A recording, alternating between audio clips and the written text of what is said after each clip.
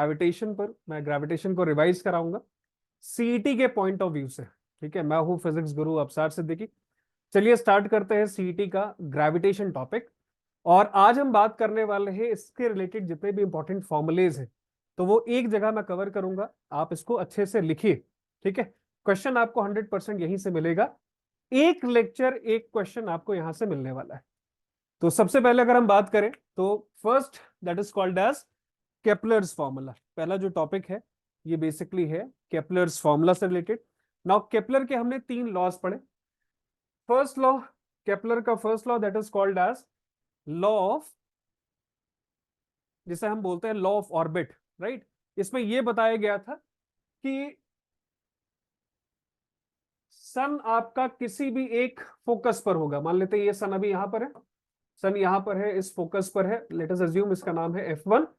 और जितने भी प्लैनेट हैं वो सारे के सारे सन के अराउंड इलिप्टिकल पाथ में रिवॉल्व करेंगे। तो ये अर्थ है और ये रिवॉल्व करेगा इलिप्टिकल ऑर्बिट में इस तरह से, राइट। इसमें एक सेमी मेजर एक्सिस का कॉन्सेप्ट है और एक सेमी माइनर एक्सिस का कॉन्सेप्ट है। इसको हम बोलते हैं लॉ ऑफ ऑर्बिट। ठीक है, दूसरा लॉ जिसे हम बोलते हैं लॉ ऑफ एरिया, बहुत इंपॉर्टेंट है, equal area swept in equal interval of time. ठीक है, और जो थर्ड लॉ है जिसे हम बोलते हैं law of time period, time period का square is directly proportional to cube of semi major axis, T square is directly proportional to cube of semi major axis.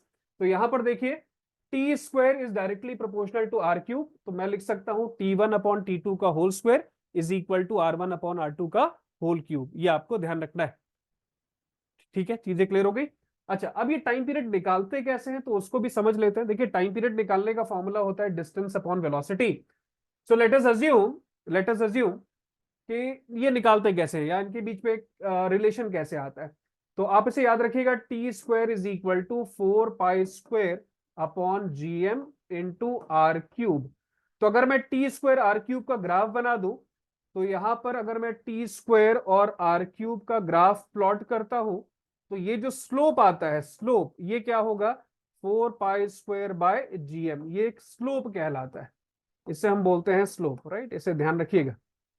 तो एक इंपॉर्टेंट रिजल्ट है T square is directly proportional to are cube, ये आपको पता होना चाहिए। दूसरा formula that is based on Kepler's second law. तो यहां पर देखिए बताया जाता है कि एरियल वेलोसिटी हमेशा कांस्टेंट होता है, dA by d t is equal to constant. तो मैं इसको ऐसे लिख सकता हूं, A1 upon T1 is equal to A2 by T2। और मैं इसको इस तरह से भी लिख सकता हूं, A1 upon A2 is equal to T1 upon T2। यहां पर A1 A2 क्या है, एरिया है, एरिया स्वेप्ट। T1 T2 यहां पर क्या है, टाइम है बेसिकली। क्लियर हो गई चीजें। चलिए आगे चलते हैं। नेक्स्ट हम बात करने वाले हैं gravitational force between 2 point masses के बीच में। दो मासेस के बीच में ग्रेविटेशनल फोर्स कैसे कैलकुलेट करें। तो मान लीजिए आपके पास एक पार्टिकल है, इसका मास m1 है, और ये दूसरा पार्टिकल है, इसका मास m2 है, और इनके बीच का डिस्टेंस हम r ले लेते हैं, ये सेंटर टू सेंटर डिस्टेंस है। तो अगर मुझे इनके बीच का फोर्स निकालना है तो force is directly proportional to product of masses m1 and 2, and this force is inversely proportional to distance का स्क्वायर। मैं इसका नाम इक्वेशन नंबर 2 रखता हूं। अब इन दोनों को मैं कंबाइन करूंगा, तो देखिए जैसे ही मैं इनको कंबाइन करूंगा तो मुझे क्या मिलेगा, F is directly proportional to m1 m2 upon r का square. When we remove proportionality sign we use equal sign something constant. तो यहां पर हम कांस्टेंट यूज करते हैं कैपिटल G। तो फॉर्मूला आ गया F is equal to G times m1 m2 upon r का square. F is equal to G times m1 m2 upon r का स्क्वायर। दो पॉइंट आपको यहां पर ध्यान रखना है, ये इंपॉर्टेंट है। सबसे पहले अगर आपको यहां पर रखना है कि कैपिटल G की वैल्यू कैलकुलेट सबसे पहले किसने किया, तो कैपिटल G की वैल्यू सबसे पहले कैलकुलेट की थी हेनरी कैवेंडिश ने, राइट। दूसरी चीज, कैपिटल G की वैल्यू आती कितनी है, तो उसको याद कर लीजिए, 6.67 इंटू 10⁻⁻11 न्यूटन मीटर स्क्वायर पर KG square. 6.67 into 10⁻⁻11 newton metre square पर केजी स्क्वायर, ये है कैपिटल G की वैल्यू। कई बार आपसे पूछा जाता है इसका डायमेंशन, तो आप डायमेंशन कैसे निकालो वो भी आप देख लो यहां से। जब भी आपको डायमेंशन निकालना हो कैपिटल G को इंडिपेंडेंट कर दो। तो capital G can be written as F into r का स्क्वायर अपॉन मास का स्क्वायर, F इंटू आर का स्क्वायर अपॉन मास का स्क्वायर। देखिए फोर्स का डायमेंशन होता है mass into acceleration. Mass capital M, acceleration होता है L T raise to the power -2। ये डिस्टेंस का स्क्वायर है, इसका मतलब ये एल का स्क्वायर हो गया, और नीचे आपको दिया हुआ है मास का स्क्वायर। तो देखिए एम से एम कैंसिल आउट हो गया। अब इस एम को आप जैसे ही ऊपर लेकर जाओगे न्यूमरेटर में, तो मुझे क्या मिलने वाला है, एम की पावर -1 एल क्यूब टी की पावर -2, एम की पावर -1 एल क्यूब टी की पावर -2। ये इसका डायमेंशन है, किसका, कैपिटल जी का, ध्यान रखिएगा। तो यहां से कैपिटल जी की वैल्यू आपको याद होनी चाहिए और इसका डायमेंशन याद होना चाहिए। दूसरा, अगर मैं बात करूं gravitational force in vector form, तो वेक्टर फॉर्म में कैसे निकालते हैं, तो F12 is equal to G times of m1 m2 upon r का स्क्वायर इनटू यूनिट वेक्टर से मल्टीप्लाई किया। यहां पर यूनिट वेक्टर क्या शो करता है, जब भी हम इस तरह से लिखते हैं वेक्टर को, तो बेटा ये शो करता है यूनिट वेक्टर। आप इसको ध्यान से देखिएगा, जब भी हम कैप यूज करते हैं तो बेसिकली ये है क्या, ये एक यूनिट वेक्टर है। तो यूनिट वेक्टर निकालते कैसे हैं, तो इसके लिए हमारे पास फॉर्मूला है। फॉर्मूला क्या बोलता है, यूनिट वेक्टर होता है vector upon mod of vector, vector upon mod of vector. चलिए एक एग्जांपल से समझ लेते हैं। मान लीजिए आपको एक वेक्टर दिया है r, और इसकी वैल्यू आपको दी है 2i plus 3j plus 5k, 2i plus 3j plus 5k। And if I ask you to find the unit vector, अगर मैं बोलूं कि भाई इसका यूनिट वेक्टर कैसे निकाले, तो देखिए यूनिट वेक्टर निकालना बहुत सिंपल है। कुछ नहीं करना होता, आपको ये फॉर्मूला याद रखना है, vector upon mod of vector. Vector इसको एज इट इज लिख दीजिए। तो आपके पास क्या है, आपके पास है 2i, तो आप इसको एज इट इज लिख दो, 2i plus 3j plus 5k divided by mod. Mod का मतलब होता है मैग्नीट्यूड लगाओ, रूट निकालो। तो रूट निकाला मैंने कुछ इस तरह से, और इसका स्क्वायर करेंगे, कोफिशिएंट का स्क्वायर। तो 2 का स्क्वायर आपने कर दिया, दैट इज 4, प्लस 3 का स्क्वायर किया, दैट इज 9, प्लस 5 का स्क्वायर किया, इसका मतलब 25। आप इसको और फर्दर सॉल्व कर लेना। So this is how we calculate unit vector. इस तरह से हम यूनिट वेक्टर इजीली कैलकुलेट कर सकते हैं विदाउट एनी एफर्ट। ठीक है, चीजें सबको समझ में आ गई। ओके, तो ये ग्रेविटेशन लॉ का फॉर्मूला है इन टर्म्स ऑफ वेक्टर, ये आपको याद होना चाहिए, ये इंपॉर्टेंट है, इसे ध्यान रखिएगा। दूसरी चीज, आगे चलते हैं और हम बात करते हैं यहां पर gravitational force between two equal masses. अब दो इक्वल मासेस दिए हो तो कैसे निकाले, कुछ नहीं करना है आपको। आपको दो इक्वल मासेस दिए, तो आप यहां पर देखिए ये हमारे पास बेसिक फॉर्मूला है। F इज इक्वल टू क्या है, F is equal to G times of m1 m2 upon r का स्क्वायर। अगर मासेस इक्वल है तो m1 m2 is equal to m कर दो, m1 m2 बराबर that is equal to m। अब इस वैल्यू को जैसे ही आप यहां पर सब्स्टिट्यूट करोगे तो मुझे क्या मिलेगा, जी एम का स्क्वायर अपॉन आर का square. So this is how we calculate force. So this is gravitational force between two equal masses. तो फॉर्मूला ध्यान रखिएगा, F is equal to capital G M square upon are का square. F is equal to capital G M square upon are का square. ठीक है, चीजें clear हो गई, सिंपल है ये। आगे चलते हैं।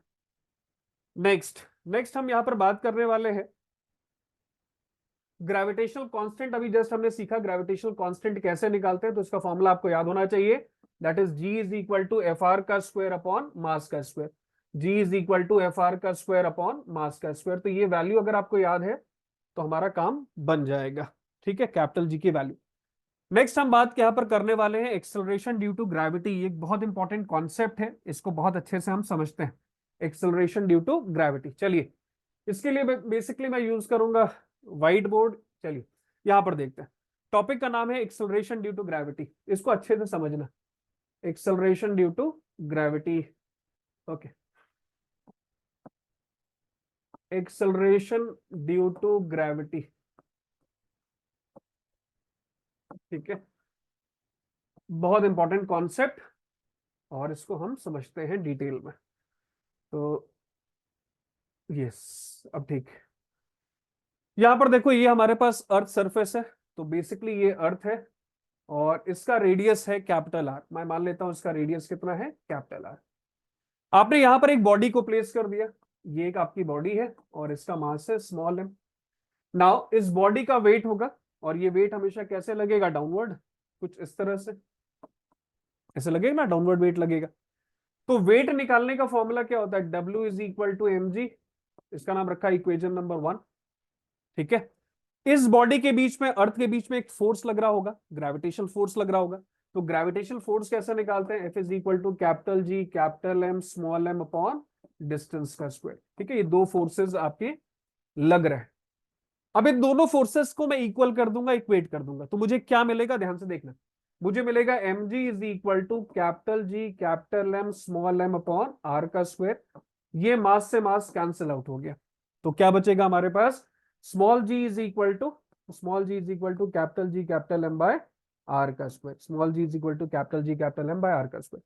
सो ये gravitational acceleration due to gravity आ गया। अब एक क्वेश्चन जो कई बार एग्जाम से पूछा गया है कि what is the relation between G and R, G और आर में रिलेशन क्या है, ये क्वेश्चन है।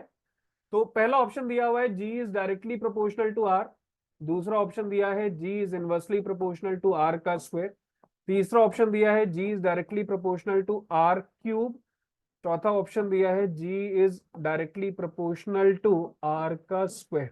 ठीक है, ऐसे आपको चार ऑप्शंस दिए हुए। क्लियर है। अब ये फॉर्मूला देखो ध्यान से, फॉर्मूला क्या हमारे पास, small ji is equal to capital G capital M by are का स्क्वायर। तो मुझे क्या लग रहा है कि यही इसका रिक्वायर्ड आंसर है ना। अगर हम इस फॉर्मूले को देखें तो हमारा आंसर क्या आ रहा है, हमारा आंसर आ रहा है ऑप्शन नंबर बी, यही तो आ रहा है, बराबर ना। हम इसे टिक कर देंगे, आगे बढ़ जाएंगे। अपने को लगेगा क्या फुद्दू सा क्वेश्चन पूछा गया एग्जाम में, ध्यान रखिएगा ये गलत है। जब भी एग्जाम में ऐसा क्वेश्चन पूछा जाए कि व्हाट इज द रिलेशन, तो ध्यान रखो हमेशा सिंप्लीफाइड फॉर्म आपको देना है। आप कितना और सिंपल कर सकते हो फॉर्मूले को, वो आपको देना है रिफाइंड फॉर्मूला। तो ध्यान रखिए इसे कैसे कन्वर्ट करते हैं वो देखते हैं। तो स्मॉल जी को मैं लिख सकता हूं small g capital M by are का स्क्वायर। देखिए कैपिटल जी और रेडियस यहां पर कांस्टेंट है, ये चेंज नहीं होगा। मास वेरिएबल है, आप इसको लिख सकते हो वॉल्यूम इनटू डेंसिटी के टर्म में। तो मैं इसे लिख सकता हूं कैपिटल जी, मास को मैं लिखूंगा volume into density, volume into density. तो वॉल्यूम निकालने का फॉर्मूला क्या होता है, 4/3 pi R cube into density divided by are का स्क्वायर। क्लियर है। तो small ji is equal to क्या आ गया, small ji is equal to आ गया capital G 4/3 pi R into rho, capital G 4/3 pi R into rho. तो G और आर का रिलेशन क्या है, यहां से जी और आर का रिलेशन है डायरेक्ट रिलेशन। तो G is directly proportional to R, that is option number A. तो हमारा आंसर क्या आया है, ऑप्शन नंबर ए, ना कि ऑप्शन नंबर बी। ठीक है, चीजें क्लियर हो गई, बहुत अच्छी बात है। तो आपने ग्रेविटी एट सरफेस निकालना सीख लिया, and the formula is small ji is equal to capital G capital M by are का स्क्वायर। चलिए आगे चलते हैं, और हम अगर बात करें ग्रेविटी एट हाइट एच निकालते हैं। चलिए next topic is called as variation of g. नेक्स्ट हम बात करने वाले हैं वेरिएशन ऑफ जी के बारे में, वेरिएशन ऑफ स्मॉल जी के बारे में। वेरिएशन ऑफ जी का मतलब ये होता है, देखिए मान लीजिए ये सरफेस है आपका, ये रेडियस है अर्थ का आर, और ये बॉडी यहां पर है। ठीक है, एट हाइट एच हम ले लेते हैं अबव द अर्थ सरफेस, तो ये हाइट हम ले लेते हैं एच। तो this is height H above the earth surface, ये वाला डिस्टेंस क्या है, एच। मुझे यहां पर निकालना है ग्रेविटी एट हाइट एच, ये डिस्टेंस हमने क्या लिया, स्मॉल आर लिया। तो पहली चीज आपको ध्यान रखना है, जैसे जैसे आपकी हाइट बढ़ती है ग्रेविटी की वैल्यू कम होती है। तो फर्स्ट थिंग आपने ये सीखा कि भाई हाइट बढ़ेगी तो ग्रेविटी क्या होगा, कम होगा, डिक्रीज करता है। ठीक है, तो फॉर्मूला क्या होगा, small ji is equal to capital G capital M upon are plus H का होल का स्क्वायर। क्लियर है। So this is gravity due to height, इसका नाम रखा हमने इक्वेशन नंबर 2।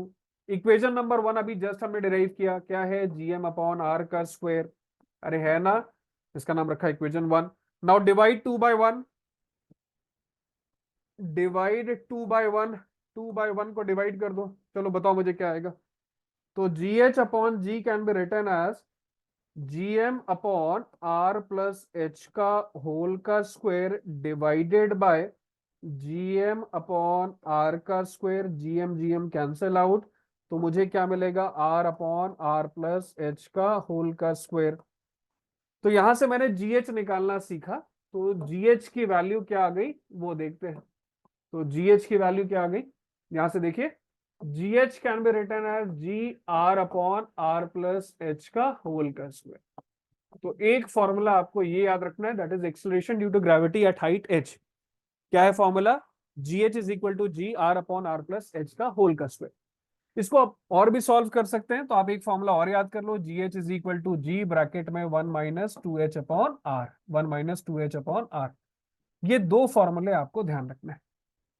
एक फॉर्मूला क्या याद रखना है, g H is equal to g r upon are plus H का होल का स्क्वायर। दूसरा आपको ध्यान रखना है g H is equal to g one minus two h upon r. H यहां पर क्या है, हाइट है, किस हाइट पर आपने बॉडी को प्लेस किया। दूसरा अगर मैं बात करूं डेप्थ के बारे में, तो जब मैं अंदर जाता हूं अर्थ सरफेस, देखिए यहां पर next article is called as variation of g due to depth. Due to depth देखिए, ड्यू टू डेप्थ। डेप्थ का मतलब क्या हुआ, आप अर्थ के अंदर जा रहे हो, मान लीजिए यहां पर ये अर्थ सरफेस है, मैं डी डेप्थ की बात कर रहा हूं, इस डेप्थ पर ग्रेविटी क्या होगा। तो यहां पर आपको यह समझना है कि जैसे जैसे डेप्थ बढ़ता है, डेप्थ बढ़ रहा है, ग्रेविटी की वैल्यू क्या होगी, कम होगी। हाइट बढ़ा दी, ग्रेविटी की वैल्यू क्या होगी, कम होगी। डेप्थ बढ़ाया, ग्रेविटी की वैल्यू क्या होगी, कम होगी। ध्यान रखना, ग्रेविटी बढ़ता नहीं, ग्रेविटी हमेशा कम ही होता है। तो जीडी निकालने का फॉर्मूला है GD is equal to G bracket में one minus D by R. GD is equal to G bracket में one minus D by R. D बेटा यहां पर डेप्थ है, डी क्या है, डेप्थ। अगर मुझे सेंटर पर निकालना है ग्रेविटी, यहां पर निकालना है एट सेंटर, तो सेंटर पर निकालने का मतलब होता है D is equal to R. D is equal to R. If I substitute this value है तो मुझे क्या मिलेगा, gravity at centre is equal to G bracket में one minus R by R. तो ध्यान रखिएगा आर बाय आर होता है one, one minus one is zero. तो ग्रेविटी सेंटर पर क्या होगा, ग्रेविटी सेंटर पर क्या होगा, zero. Gravity at the centre of अर्थ क्या होगा, जीरो। ठीक है, चीजें क्लियर हो गई, ये ध्यान रखना। नेक्स्ट आगे चलते हैं और हम बात करते हैं variation of g due to rotation and of the earth. अब देखिए, due to rotation of the earth, rotation of earth, earth rotate कर रहा है, घूम रहा है, तो इससे जी की वैल्यू पर क्या फर्क पड़ेगा, क्या बढ़ जाएगी, कम होगी, चलिए देखते हैं। मान लीजिए मुझे ग्रेविटी इस पोजीशन पर निकालनी है, ये इक्वेटर है, ये पोल है, इसे बोलते हैं पोल रीजन, ये इक्वेटर है। मुझे यहां पर ग्रेविटी चाहिए इस पॉइंट पर, इसका नाम रखा ए। मुझे ए पॉइंट पर ग्रेविटी चाहिए। तो ग्रेविटी एट एनी पॉइंट होता है gravity at pole minus r omega square cos square lambda. Lambda मतलब ये जो एंगल आपका बन रहा है from the surface of the earth, इसी को हम बोलते हैं लैम्डा। कुछ किताबों में से फाइ से भी दिया जाता है। ठीक है, तो ग्रेविटी एट एनी पॉइंट निकालने का फॉर्मूला क्या है, g p minus r omega square cos square lambda. Lambda क्या है, एंगल। तो यहां पर देखिए दो केसेस बन सकते हैं। अगर मैं आपसे बोलूं इक्वेटर पर ग्रेविटी क्या होगी, इक्वेटर पर ग्रेविटी क्या होगी, तो इक्वेटर पर लैम्डा की वैल्यू क्या होती है, जीरो। क्या होगी, जीरो होगी। कॉस जीरो की वैल्यू वन होती है, कॉस जीरो की वैल्यू वन। तो ग्रेविटी एट इक्वेटर होता है gravity at pole minus r omega square. ठीक है, ये समझ में आ गया आपको। अगर मैं आप से बोलूं कि बेटा पोल पर ग्रेविटी क्या होगी, तो पोल पर, पोल का मतलब होता है इस रीजन में, इस रीजन में एंगल कितना बन रहा है, यहां पर 90 डिग्री बन रहा है ना, 90 डिग्री। चलिए यहां पर पुट करते हैं, साइन 91 कॉस 90 जीरो, इसका मतलब ये पूरा टर्म जीरो हो गया। तो मेरे पास क्या बचेगा, gravity at pole is equal to G. Gravity at pole is equal to G. यहां से हमने सीखा क्या, जो इंपॉर्टेंट है वो क्या है, वो ये इंपॉर्टेंट है कि ग्रेविटी पोल पर हमेशा ज्यादा होगा एज कंपेयर टू इक्वेटर। पोल पर ग्रेविटी हमेशा क्या होगी, ज्यादा होगी इक्वेटर से। ठीक है, चीजें क्लियर हो गई, ये चीज आपको पता होना चाहिए। मैं इस फॉर्मूले में ओमेगा यूज कर रहा हूं, ये एंगुलर वेलोसिटी ऑफ अर्थ है, अर्थ किस वेलोसिटी से घूमती। चलिए इसको निकाल लेते हैं, देखते हैं कैसे निकालते हैं। तो ओमेगा निकालने का फॉर्मूला है two pi by time period, two pi by time period, ये ओमेगा निकालने का फॉर्मूला है। टाइम पीरियड, अर्थ का टाइम पीरियड कितना होता है, 24 तास, 24 आवर में ये अपने पाथ को रिपीट करती है। तो 24 आवर्स इंटू 60 तो जैसे ही आप वैल्यू को डिवाइड करोगे, यहां पर आपका आंसर आएगा 7.25 इंटू 10⁻⁻5 रेडियन पर सेकेंड। तो देखिए ये आपका आ गया ओमेगा, क्या आया, 7.25 इंटू 10⁻⁻5 रेडियन पर सेकेंड, ये इसकी वैल्यू है। इसको आपको बाय हार्ट करनी है। ठीक है, इसके अलावा दो तीन फैक्ट जो अपने को याद होने चाहिए, वो ये कि मास ऑफ द अर्थ कितना होता है। तो मास ऑफ द अर्थ रट लो आप, 6 into 10⁻24 kg। Mass of the अर्थ कितना होता है, 6 into 10⁻24 kg। Radius of earth आप याद रखिए, रेडियस ऑफ अर्थ आपको रटना है, कितना होता है, 64 इंटू 10⁻5 मीटर। 64 into 10⁻5 metre. ठीक है, ये कुछ डेटा है जो अपने को रटा होना चाहिए। इसके अलावा डेंसिटी ऑफ अर्थ कई बार एग्जाम में पूछा गया, नीट के एग्जाम में, सीईटी के एग्जाम में, कि डेंसिटी ऑफ अर्थ कितना होता है, तो इसे याद कर लो, ये वैल्यू चेंज नहीं होगी, 5477 केजी पर metre cube. Density of earth कितना होता है, 5477 केजी पर मीटर क्यूब। ठीक है, ये इसकी डेंसिटी है, इसे आप ध्यान रखिएगा। आई होप कॉन्सेप्ट आपको क्लियर हो गया। चलिए आगे चलते हैं। तो ये सारे फॉर्मूले देखिए मैंने अभी आपको डिराइव करके दिखा दिए। तो acceleration due to gravity on the surface of the earth gm upon are का square, at a height above the earth surface तो जी आर का square upon are plus H का होल का स्क्वायर। एक और formula GH is equal to G1 minus 2H upon are.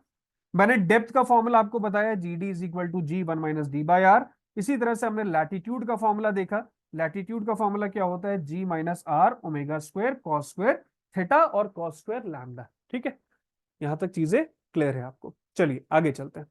Next हम बात करेंगे potential energy of the body के बारे में। पोटेंशियल एनर्जी कैसे निकालते हैं, तो देखिए potential energy on the earth surface, कभी भी अर्थ के सरफेस पर पोटेंशियल एनर्जी निकालना हो तो फॉर्मूला ध्यान रखना, minus capital G capital M small m by r. मैं इसे लिख सकता हूं mgr या mgh, सबने पढ़ा हुआ है, क्लियर, mgr और mgh।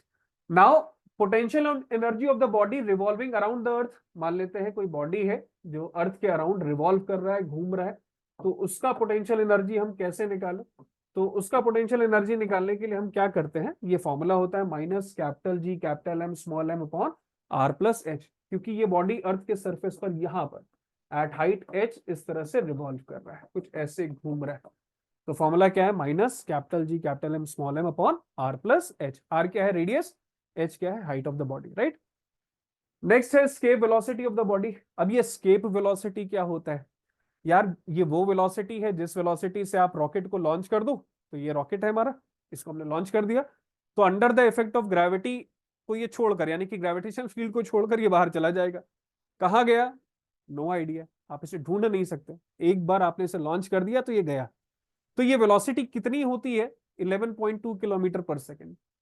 11.2 किलोमीटर पर सेकेंड, इस स्पीड से आप इस मार्कर को लॉन्च कर दो, हमारे पेन को लॉन्च कर दो, तो ये ग्रेविटेशनल फील्ड को छोड़कर बाहर चला जाएगा, स्पेस में खो जाएगा, दोबारा नहीं मिलेगा। इसको बोलते हैं स्केप स्पीड।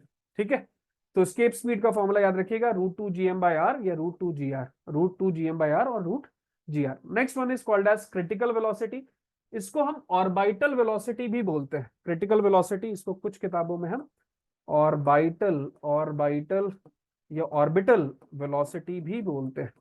ये होता है √gm/r+h। ठीक है, √gm/r+h। ये वो वेलोसिटी होती है जिस वेलोसिटी से आप किसी बॉडी को लॉन्च करेंगे तो वो under the effect of gravity इस तरह से सर्कुलर मोशन शो करती है। मान लो ये बॉडी है, इसका मास है स्मॉल m, ये अर्थ है, इसका रेडियस है r और ये हाइट h। तो इसको निकाल भी आप सकते हो, कैसे निकाल सकते हैं हम, तो हम कुछ इस तरह से इसको निकाल सकते हैं, चलिए देखते हैं। सो इनके बीच में क्या लग रहा है, ग्रेविटेशनल फील्ड लग रही है, फोर्स लग रहा है, तो फोर्स निकालने का फॉर्मूला क्या है, F is equal to capital G capital M small m upon distance का स्क्वायर, दैट इज आर का स्क्वायर। दूसरा दूसरा क्या लग रहा है आपका, centripetal force, because the body is revolving around the earth under the effect of gravity, तो यहां पर ये ऐसे घूम रहा है, इसका मतलब इसके अंदर लग रहा है सेंट्रीपिटल फोर्स mv²/r। तो यहां पर वैल्यू पुट कर देते हैं, mv²/r। इसका नाम रखा इक्वेशन नंबर हमने 2, इक्वेशन नंबर 2।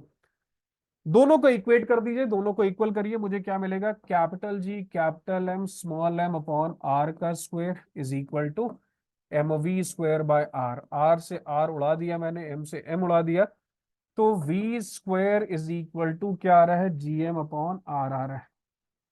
तो v इज इक्वल टू क्या होगा, √gm/r, √gm/r, और r की वैल्यू क्या है, r+h।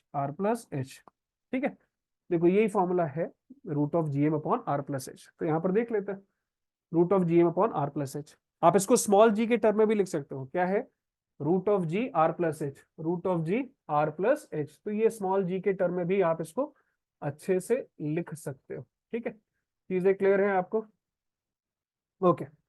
Now if the object is revolving close to the surface of the earth, उस केस में हाइट की वैल्यू हम 0 पुट कर देते हैं, तो हमारा आंसर आता है √gm/r या √gr। जी की वैल्यू आपको पता है 9.8, रेडियस ऑफ अर्थ आपको पता है 64 × 10⁵ मीटर। तो जैसे ही इनको मल्टीप्लाई करोगे, सॉल्व करोगे, तो ये वैल्यू नियर अबाउट 8 किलोमीटर पर सेकेंड आती है। 8 किलोमीटर पर सेकंड की स्पीड से लॉन्च किया तो ये सैटेलाइट बनता है। 11.2 किलोमीटर पर सेकंड की स्पीड से ज्यादा हो गई तो ये गया। इसको बोलते हैं एस्केप वेलोसिटी। ठीक है, तो ये डेंसिटी के टर्म में एक फॉर्मूला है, इंपॉर्टेंट है, इसे याद रखिएगा, ये इंपॉर्टेंट है। 2r√g π/ρ/3, 2r√g π/ρ/3। ठीक है, क्लियर हो गया। चल आगे चलते हैं। Next one is called as time period of satellite. ठीक है, नेक्स्ट फॉर्मूला है टाइम पीरियड ऑफ सैटेलाइट के बारे में। तो टाइम पीरियड कैसे निकालते हैं? t is equal to 2π√r/g, t is equal to 2π√r/g, ये टाइम पीरियड निकालने का फॉर्मूला है।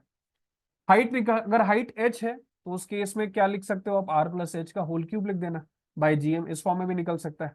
In terms of mean density निकालना है तो t is equal to √3π/ρg, √3π/ρg, आप इस तरह से भी निकाल सकते हो टाइम पीरियड का फॉर्मूला। कैसे निकाले? अब इसको कैसे निकाले? टाइम पीरियड कैसे निकालता है? Distance upon velocity, 2π/r/v, v मतलब क्रिटिकल वेलोसिटी, तो 2πr/v को हम क्या लिख सकते हैं? √gm/r, gm/r लिख सकते हैं ना। स्क्वायर कर दो यार इसका, बोथ द साइड स्क्वायर कर दीजिए, तो t² इज इक्वल टू 4π²। ये देखो r² ये हो गया, नीचे से ऊपर जाएगा r, तो ये r³ हो जाएगा ना बाय gm। तो t² is directly proportional to r³, t² is directly proportional to r³। ठीक है, तो इस तरह से भी आप निकाल सकते हो फॉर्मूला। ओके, ये in terms of mean density ऐसे आप रट लेना, इंपॉर्टेंट है, ध्यान रखना, भूलना मत, in terms of density important. Next हम बात करेंगे एनर्जी ऑफ सैटेलाइट के बारे में। ठीक है, तो यहां पर हम kinetic energy, potential energy, total energy तीनों निकालने वाले हैं। तो काइनेटिक एनर्जी अगर आपको निकालना हो, अगर body stationary on the earth surface, तो ध्यान रखना काइनेटिक एनर्जी क्या होगा? स्टेशनरी बॉडी का वेलोसिटी 0 होता है तो काइनेटिक एनर्जी 0 होगा। अगर बॉडी रिवॉल्व कर रहा है around the earth at certain height, उस केस में फॉर्मूला निकालने के लिए फॉर्मूला है हमारे पास capital G capital M small m upon 2 times of r+h। G capital M small m upon 2 times of r+h, ये फॉर्मूला ध्यान रखना है आपको, ये इंपॉर्टेंट है, राइट, ये फॉर्मूला याद रखिएगा। नेक्स्ट हम बात करने वाले हैं पोटेंशियल एनर्जी के बारे में। पोटेंशियल एनर्जी, तो काइनेटिक एनर्जी जस्ट हमने निकाला, हम पोटेंशियल एनर्जी भी निकाल सकते हैं। ये देखिए पोटेंशियल एनर्जी हमने यहाँ पर निकाला हुआ है ना। अब इन दोनों को ऐड कर देंगे तो हमारा क्या आ जाएगा? टी आ जाएगा, that is called as total energy. तो टोटल एनर्जी क्या होता है? Minus capital G capital M small m by r, minus capital G capital M small m by r। ये नेगेटिव साइन क्या शो कर रहा है? तो ध्यान रखो, नेगेटिव साइन ये बता रहा है कि ये अभी भी सैटेलाइट जो है ना, वो अर्थ के ग्रेविटेशनल फील्ड में है, मस्त चक्कर लगा रहा है। मान लो ये वैल्यू पॉजिटिव आ गई तो क्या हुआ? अगर ये वैल्यू पॉजिटिव आ गया, इसका मतलब ये गया सैटेलाइट, ये गया अर्थ को छोड़कर, राइट। इसका सिंपल सा मतलब ये होता है। नेगेटिव मतलब ये हुआ कि अभी भी ये घूम रहा है under the effect of gravity. Positive आ गई, इसका मतलब ये चला गया, टाटा बाय बाय, राइट। तो इसको ध्यान रखना। तो minus capital G capital M small m by r और माइनस mgr। अगर बॉडी स्टेशनरी है एट हाइट h, तो उस केस में फॉर्मूला क्या होगा? ये फॉर्मूला है minus capital G capital M small m upon r+h। Potential energy रहेगा, काइनेटिक एनर्जी 0 हो जाएगा। रिवॉल्विंग अराउंड द अर्थ है तो क्या फॉर्मूला है? Minus capital G capital M small m upon 2 times of r+h। ये फॉर्मूला ध्यान रखिएगा, अलग अलग केसेस के लिए यहाँ पर लिखा हुआ है, तो आप इसको अच्छे से एक बार लिख कर प्रैक्टिस करना, राइट। नेक्स्ट हम बात करेंगे बाइंडिंग एनर्जी। बाइंडिंग एनर्जी का मतलब क्या होता है? बहुत इंटरेस्टिंग यार। बाइंडिंग एनर्जी का मतलब ये होता है कि ये अर्थ है और ये सैटेलाइट है, रिवॉल्व कर रही है, घूम रही है, हम इसे कितना एनर्जी दे दें ताकि ये इसकी फील्ड को छोड़कर बाहर चला जाए। हम इसे कितना एनर्जी दे दें सैटेलाइट को, क्या, ताकि ये फील्ड जो है ना जिसमें ये घूम रहा है, ये इस ऑर्बिट को छोड़कर जाए, इसे हम बोलते हैं बाइंडिंग एनर्जी। ठीक है, ये हमेशा टोटल एनर्जी के बराबर होता है, with opposite sign, sign positive होता है इसका। तो binding energy is nothing but negative times of T, that is plus हो जाएगा, ये देखिए G capital M small m upon r, ये फॉर्मूला है इसका। यहाँ पर नेगेटिव है, यहाँ पर क्या होगा? पॉजिटिव है। इसी तरह से body is revolving around the earth at certain height, तो फॉर्मूला क्या है? Capital G capital M small m upon 2 times of r+h। ठीक है, ये फॉर्मूला आपको याद रखना है, ये इंपॉर्टेंट है। क्लियर है ये? इसमें किसी तरह की कोई दिक्कत नहीं है आपको। चलिए, तो इस तरह से आज एक छोटे से सेशन में हमने पूरा ग्रेविटेशन के सारे फॉर्मूले रिवाइज कर लिए। इसी तरह से आप पढ़ते रहिए, मस्त रहिए और फाइट करते रहिए यार, ये आपकी जंग है, हम आपके साथ हैं, बट दौड़ना आपको ही है। ध्यान रखिए, ये आपकी जंग है, दौड़ना आपको ही है। आपको ही रात में जगना है, आपको ही अपनी नींद हराम करनी है, क्योंकि सिलेक्शन तुम्हें चाहिए। तो भागो, राइट, भागो, मैं तुम्हारे पीछे खड़ा हूं, आप भागिए, जहां पर आप गिरेंगे मैं उसको संभालूंगा, बट दौड़ना आपको, ठीक है। आज का सेशन यहीं पर एंड करते हैं, मिलते हैं नेक्स्ट सेशन में और आगे नया कुछ स्टार्ट करेंगे। अह, तब तक हमारे चैनल को लाइक करें, शेयर करें और सब्सक्राइब करें, ये इंपॉर्टेंट है यार। चलो मिलते हैं, थैंक यू।